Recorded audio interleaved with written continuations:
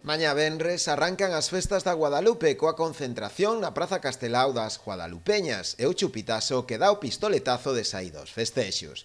A procesión marítima do domingo, o feirón mariñeiro do xoves e a cantata da Rianxeira o último día na Praza Castelao volverán a ser os principais atractivos, pero este ano tamén haberá outras novidades. Sempre intentamos darlle unha volta e buscar algo máis, algunha actividade máis que faga algo distinto ou o que solemos facer. En este ano temos dúas novidades que son para o primeiro día, para un pouco recuperar o día do chupitazo, que estaba un pouco, pois, quizá en decadencia.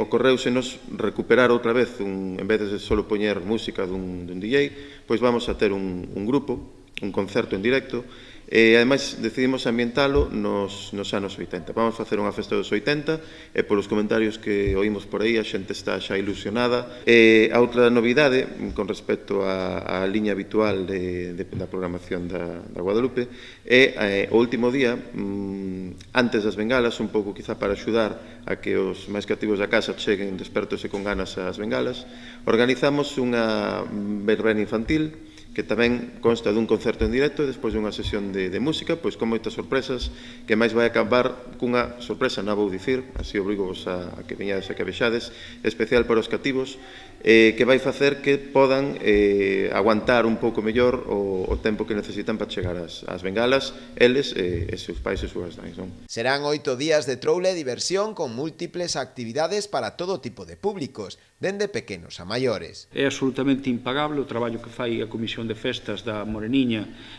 para que todos os anos teñamos este programa, pero hai moitísimo traballo que non se ve, que é moi canso, e desde logo que moitas veces tamén non é nada agradecido, como é o traballo de ir casa por casa. É un honor para min e para a Comisión axudar a organizar as festas de Guadalupe. E dous a casualidade que hoxe fomos a unha revisión e dixeronme que tiña todo moi ben. Estes días ando moi ben e darvos as gracias de todo o corazón.